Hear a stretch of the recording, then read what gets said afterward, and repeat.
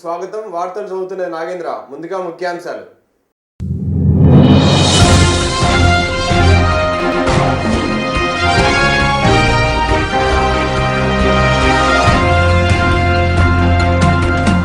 Dubai బాధిత మహిళకు అండగా నిలిచిన పోలీసులు. ఏజెంట్ల చేతిలో మోసపోయి నరకయాతన అనుభవిస్తున్న మహిళకు విముక్తి కల్పించిన 4వ సింహం.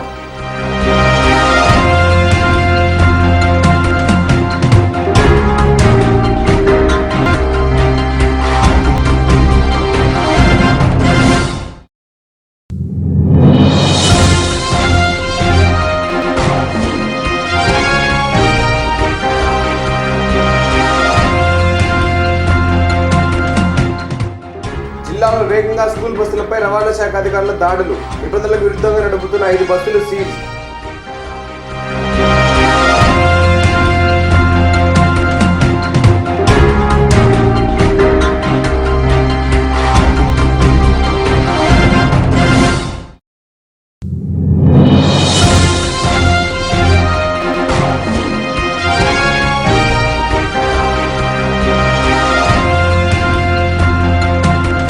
త్వరలో మరో క్రీడకు వేదిక కానున్న కడప. 23వ తేదీ ఒలింపిక్ రన్ నిర్వహిస్తున్నట్లు వెల్లడించిన ఒలింపిక్స్ అసోసియేషన్ అడ్హాక్ కమిటీ. 23వ తేదీ ఒలింపిక్ రన్ నిర్వహిస్తున్నట్లు వెల్లడించిన ఒలింపిక్స్ అసోసియేషన్ అడ్హాక్ కమిటీ.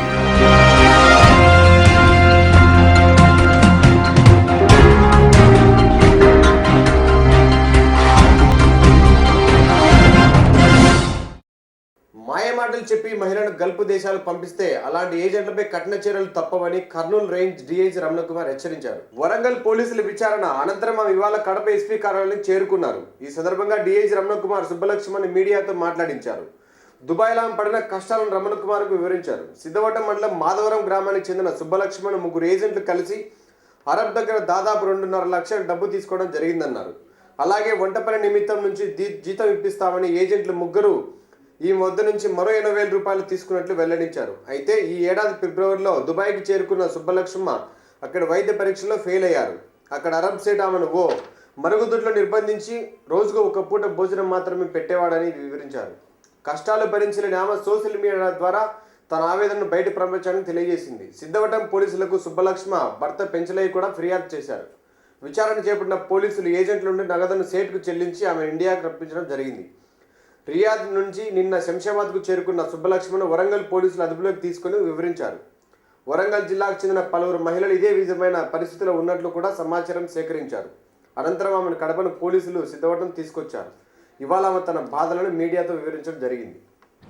యాక్చువల్గా ఈ సుబ్బలక్ష్మణ్ ఏమంటే ఒక 15 సంవత్సరాల క్రితము ఒకసారి కువైట్ వెళ్ళి 3 సంవత్సరాలు ఉండి అక్కడ పనిచేసి రావటం జరిగింది. తర్వాత మ్యారేజ్ అయిన తర్వాత 3 పిల్లలు ఉన్నారు. తర్వాత భర్తకు కొంచెం యాక్సిడెంట్ అయింది పెన్సిలయ్య గారికి. ఆ యాక్సిడెంట్ అవడం వల్ల కొంచెం ఏ పని చేయలేకపోతున్నాడు. సో ఇదివరకు ఒకసారి కువైట్ వెళ్ళి రావటం వలన అయితే మళ్ళీ ఈసారి అక్కడికి వెళ్ళి వచ్చినట్లయితే అక్కడ ఏదో కొంత ఆదాయం ఉంటే ఈ కుటుంబాన్ని పోషించుకోవచ్చు అనేసి అనుకున్నది. ఈ విషయం అక్కడ ఉన్నటువంటి ఒక ఏజెంట్ వెంకటేష్ అన్న ఏజెంట్ కొంచెం మభ్యపెట్టి వీళ్ళ దగ్గర కొంచెం డబ్బులు తీసుకుని 80,000 రూపాయలమ్మా 80,000 రూపాయలు తీసుకొని అక్కడ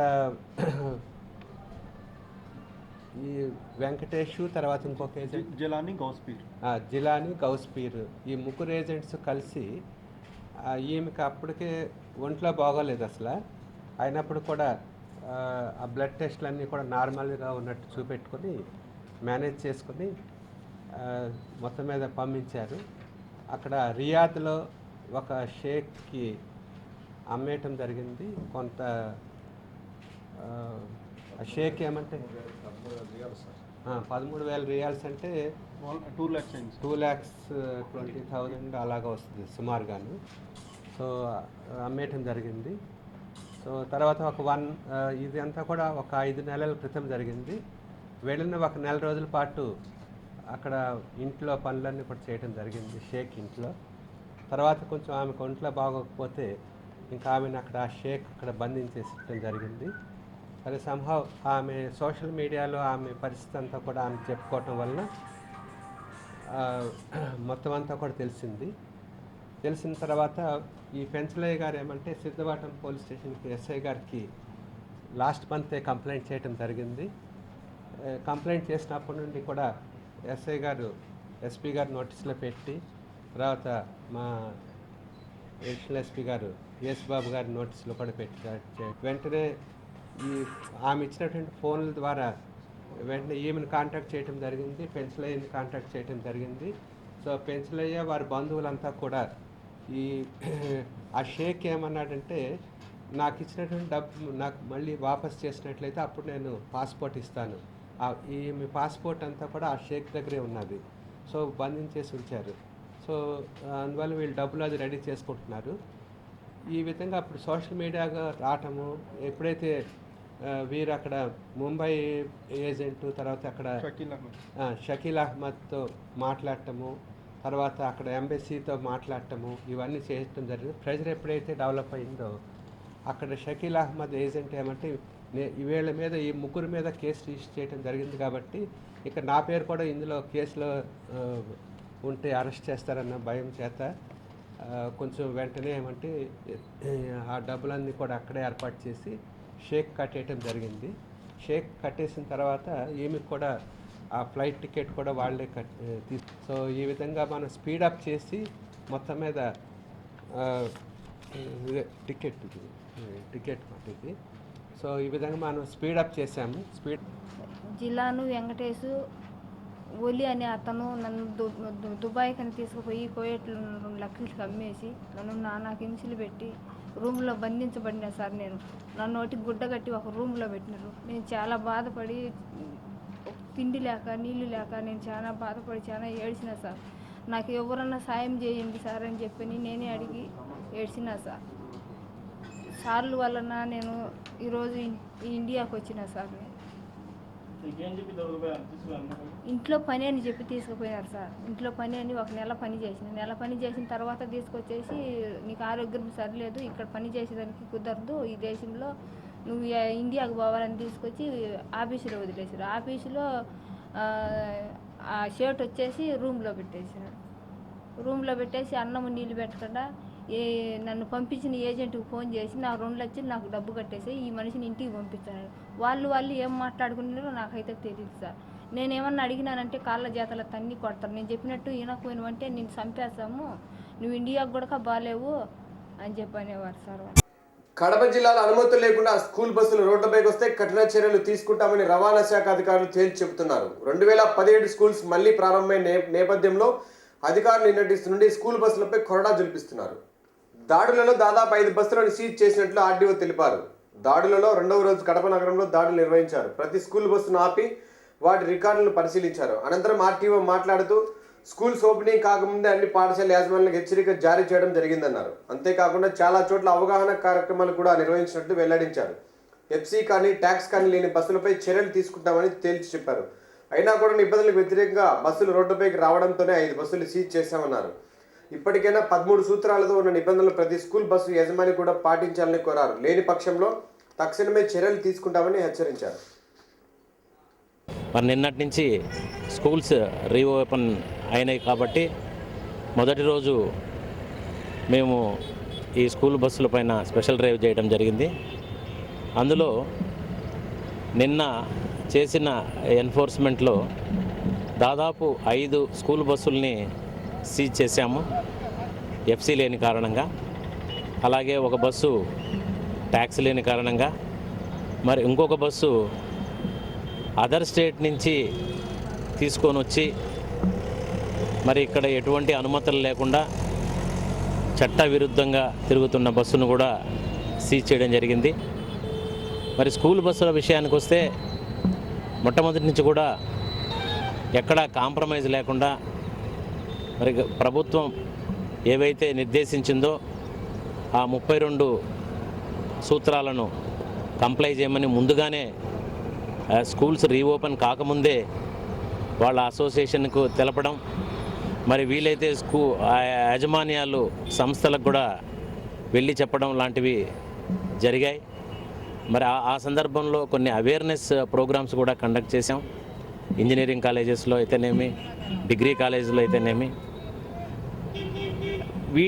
ఈ అవేర్నెస్ ప్రోగ్రామ్స్ కండక్ట్ చేసిన తర్వాత కూడా మరి కొంతమంది మరి అవగాహన లేమితో ఏమో కానీ ఇంకా కొంతమంది కొన్ని యాజమాన్య సంస్థలు ఈ ఎఫ్సి లేకుండా తిరగడం, ట్యాక్సులు లేకుండా తిరగటం, అలాగే బండ్లల్లో ఈ స్కూల్ బస్సుల్లో పిల్లలని ఓవర్ క్రౌడ్ అంటే చాలా ఎక్కువ మందిని తరలించడం లాంటివి జరుగుతున్నాయి. మరి ఈ రోజు నుంచి ఈ స్కూల్ బస్సుల్లో ఓవర్లోడింగ్ లేకుండా కంట్రోల్ చేయాలనే ఉద్దేశంతో వారికి ఆపి మరి దానిలో ఉన్న ఒక 4-5 కానివ్వండి వారిని దింపి మళ్ళీ ఇంకొక ట్రిప్ రమ్మని చెప్పడం జరుగుతుంది.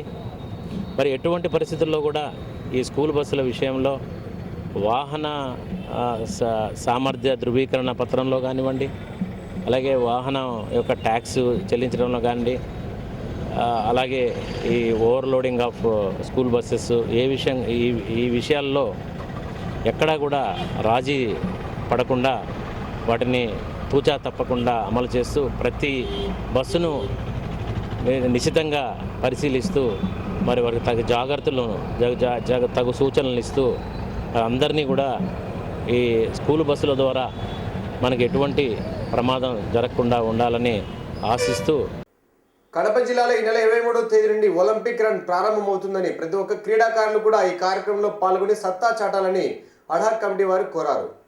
ఈ మేరకు వారు కడప నగరంలోని ప్రెస్ క్లబ్లో ఒలింపిక్స్ అసోసియేషన్ అడ్హాక్ కమిటీ సమావేశం ఏర్పాటు చేశారు. ఈ సమావేశానికి ముఖ్య అతిథిగా అడ్హాక్ కమిటీ జిల్లా అధ్యక్షుడు తోట కృష్ణ హాజరయ్యారు.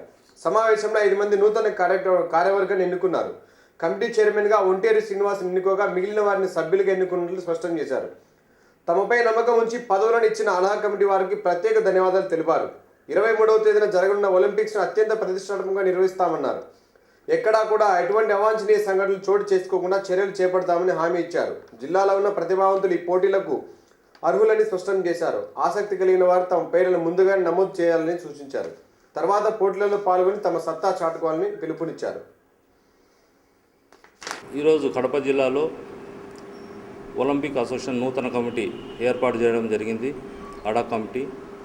ఈ కమిటీ సభ్యులుగా నేను చైర్మన్గా తోట కృష్ణ నేనున్నాను. దీనికి కన్వీనర్గా ఒంటేరు శ్రీనివాస్ రెడ్డి సార్ గారు ఉన్నారు. మిగతా మెంబర్స్ 5 మంది షాప్ డైరెక్టర్ జయచంద్ర గారు, మా బాస్కెట్బాల్ సెక్రటరీ శ్రీనివాస్ రెడ్డి గారు, అదేవిధంగా వెంకటేష్, రసూల్, జిలానీ భాష అందరూ ఈ మెంబర్స్గా ఉన్నారు. 23వ తేదీ మన జిల్లాలో ఒలింపిక్ రన్ పెట్టడం జరుగుతుంది. అదేవిధంగా క్రీడాకారులు కూడా ఈ ప్రెస్ ద్వారా అందరూ యాక్టివ్గా ఉండాలని కోరుకుంటూ ఈ అవకాశం ఇచ్చిన మా స్టేట్ ప్రెసిడెంట్ గల్లాజయదేవ్ గారు, అలాగే మన స్టేట్ సెక్రటరీ పురుషోత్తం గారు మా మీద నమ్మకం ఉండి ఈ కమిటీ ఏర్పాటు చేయడం జరిగింది. అదేవిధంగా స్పోర్ట్స్లో అందరూ కూడా కలిసిమెలిసిగా 23వ తారీఖున భారీ స్థాయిలో మన కడప జిల్లాలో ఒలింపిక్ రన్ జరపాలా. గతంలో కూడా మనం బాగా చేసాం. అప్పుడు మినిస్టర్ గారు కూడా వచ్చారు, గంటా శ్రీనివాసరావు గారు. ఇప్పుడు కలెక్టర్తో అధికారులతో అందరితో మాట్లాడి అప్పుడు మనం ఎవరిని పిలుస్తాం అనేది కూడా తెలియజేస్తాం. ఈ కార్యక్రమానికి విచ్చేసిన స్పోర్ట్స్ కోచ్లకు, అదేవిధంగా మీడియా మిత్రులకు అందరికీ నా నమస్కారాలు తెలియజేస్తూ సెలవు తీసుకున్నాను. కడప జిల్లా ఒలింపిక్ అసోసియేషన్ తాత్కాలిక కమిటీ చైర్మన్గా నియమితులైనటువంటి తోట కృష్ణ గారు, కన్వీనర్ అయినటువంటి నేను ఒంటేరు శ్రీనివాసరెడ్డి గారు, తర్వాత షాప్ డైరెక్టర్ జయచంద్ర గారు, సుబ్బారెడ్డి గారు, వెంకటేశ్వర గారు, రసూల్ గారు, ఇక్కడ విచ్చేసినటువంటి డాక్టర్ మసూదన్ బాబు గారు, అందరికీ కూడా హృదయపూర్వక నమస్కారాలు. రాబోయే రోజుల్లో కడప జిల్లాలో ఒలింపిక్ అసోసియేషన్ యొక్క ప్రాశస్త్యాన్ని, దీని ప్రభావాన్ని మునుముందు గట్టిగా పనిచేసి ఒక కడప జిల్లా ఒక క్రీడా కిల్లాగా తయారు చేసే విధంగా మేము అందరం కూడా కృషి చేయడానికి ప్రయత్నం చేస్తాం. అంతేకాకుండా 23వ తారీఖున నిర్వహించేటువంటి ఒలింపిక్ రన్ ఇది కేవలము సన్నాహమైనటువంటి రన్గా కాకుండా ఒలింపిక్స్ నిర్వహించేటువంటి గేమ్స్కు మన కడప జిల్లా నుంచి పోయేటువంటి సన్నాహక ఒక కార్యక్రమంగా మేము భావిస్తూ ఉన్నాం. రాబోయే రోజుల్లో మేము ప్రారంభించబోయే రన్ను కడప జిల్లా నుంచి ఒలింపిక్స్లో పాల్గొనేటువంటి క్రీడాకారుల రన్నుగా తర్వాత భవిష్యత్తులో అది విన్నుగా ఉంటుందని చెప్పి ఆశిస్తూ కడప జిల్లాను మేమందరం కలిసి ఇక్కడ ఖచ్చితంగా అన్ని క్రీడల్లో ముందుండి ఏదైతే 13 జిల్లాల్లో లేనటువంటి సదుపాయం ఇక్కడ స్టేడియం కానీ మిగతా అన్ని విషయాలు కానీ ప్రతిభ కలిగినటువంటి క్రీడాకారులు కానీ అన్నీ కూడా ఉన్నాయి.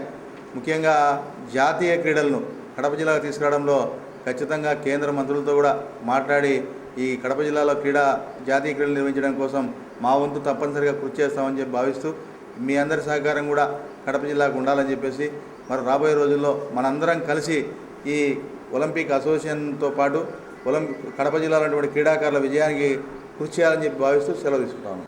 తిరుపతిలో ఏర్పాటు చేసిన షార్ట్ ఫిలిం పోటీలలో కడప కుర్రాడు విజయం సాధించాడు. రాష్ట్ర వ్యాప్తంగా అన్ని జిల్లాల నుండి 100 మంది డైరెక్షన్ చేసిన 500 షార్ట్ ఫిలిమ్స్లో కడప జిల్లా కాజీపేటకు చెందిన కుర్రోడు మొదటి స్థానాన్ని సంపాదించాడు.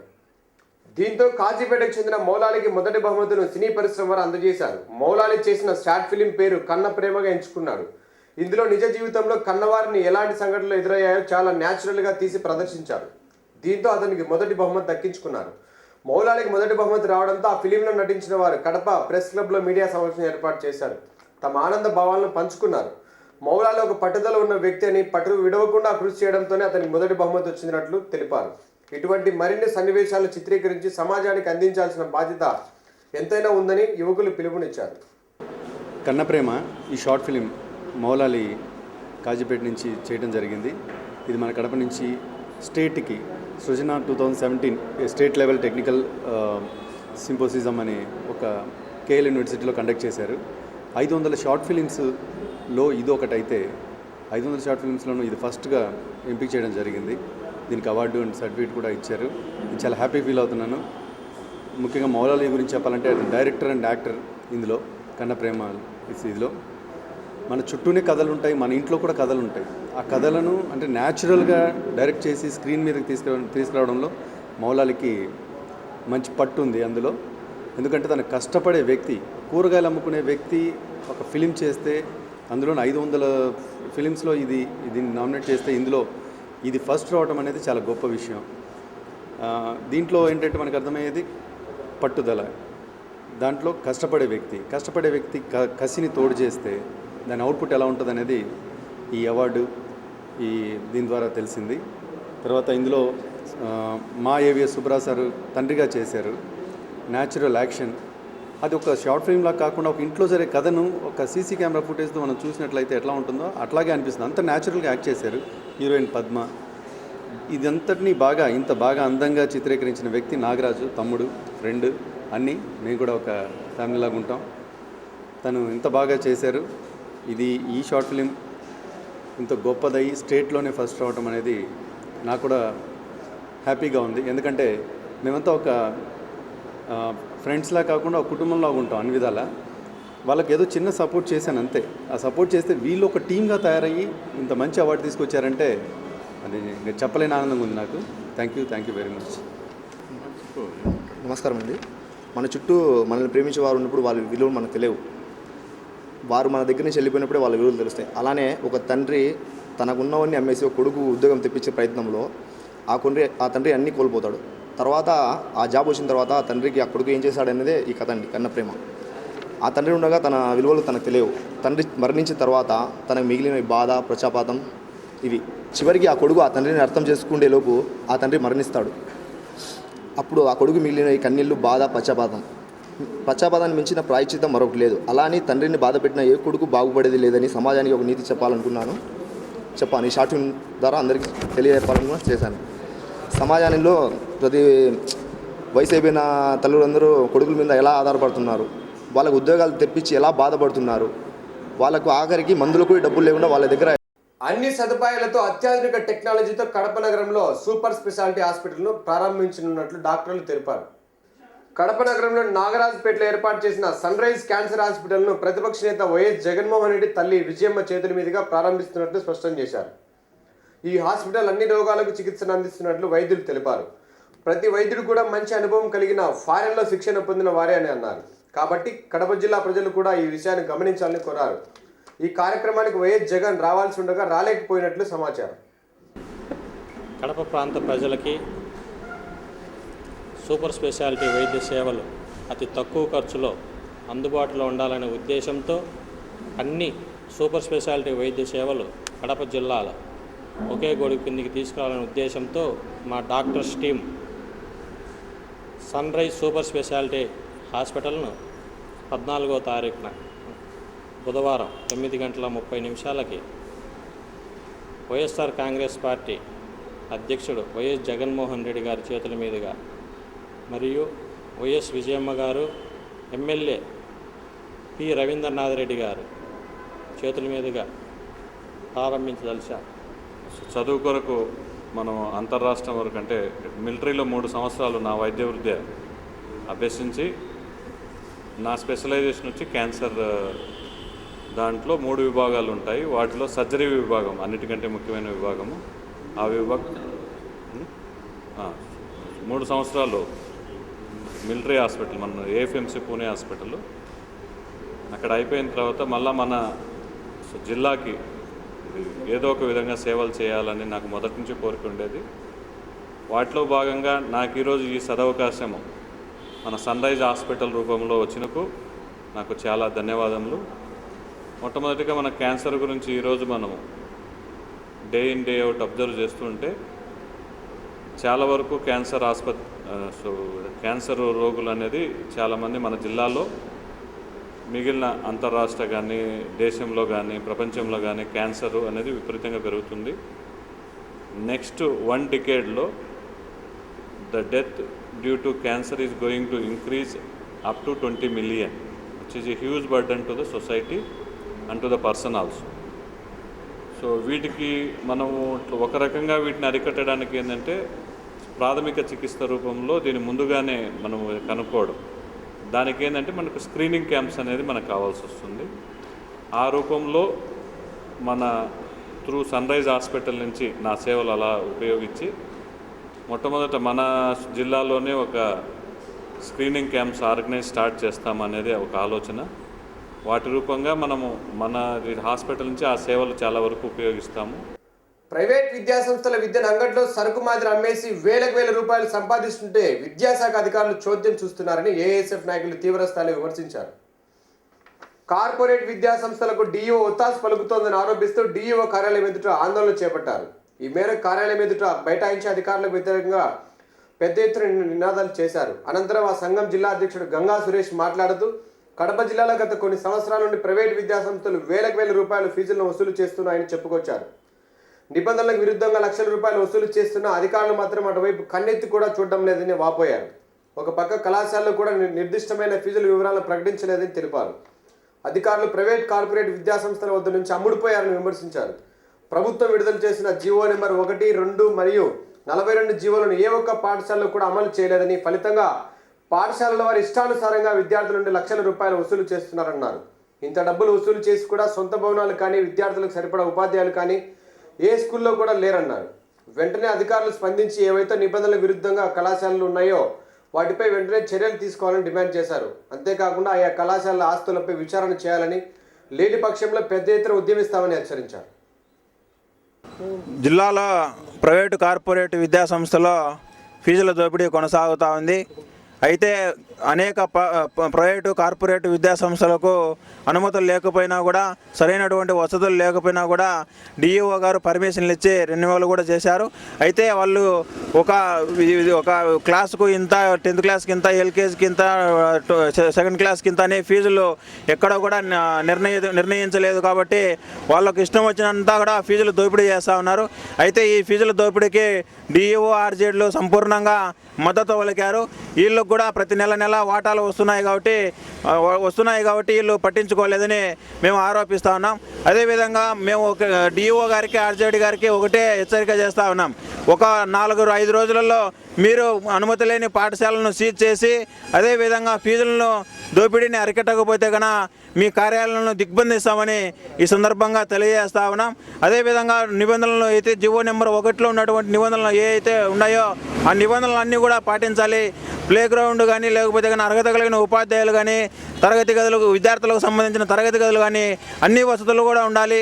అదేవిధంగా కడపలో అనేక స్కూళ్ళు కాలేజీలు ఉన్నాయి. అదే కడపలో నారాయణ, చైతన్య, కేశవరెడ్డి, సాయిబాబా, పవన్ స్కూల్ కానీ బాల వికాస్ కానీ ఇలా అనేక స్కూళ్ళు దోపిడీ చేస్తూ ఉన్నా కూడా డిఓఆర్జేడి కళ్ళు మూసుకొని ఉన్నారు. కాబట్టి వెంటనే మీరు నిద్ర లేసి వాళ్ళపైన చర్యలు తీసుకొని ఆ స్కూల్ అన్నింటిని కూడా సీజ్ చేయాలని ఈ సందర్భంగా డిఓఆర్జేడీలకు తెలియజేస్తా ఉన్నాం. వార్తలు ముగించే ముందు ముఖ్యాంశాలు మరోసారి.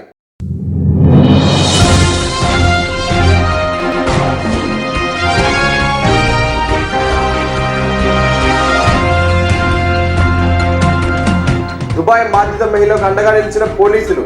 ఏజెంట్ల చేతిలో మోసపోయి నరకయాతన అనుభవిస్తున్న మహిళకు విముక్తి కల్పించిన 4వ సింహం.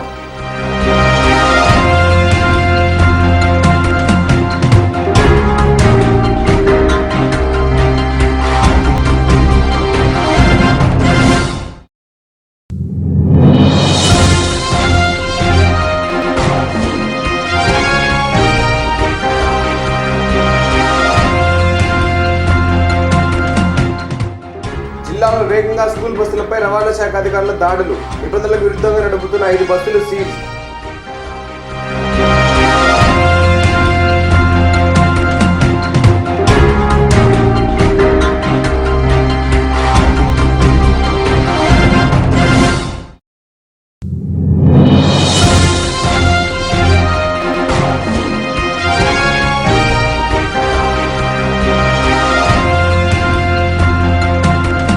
త్వరలో మరో క్రీడకు వేదిక కానున్న కడప.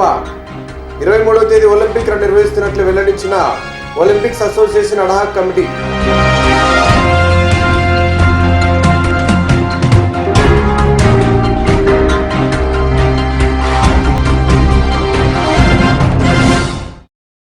ఈ వార్తలు ఇంతటితో సమాప్తం. నమస్కారం.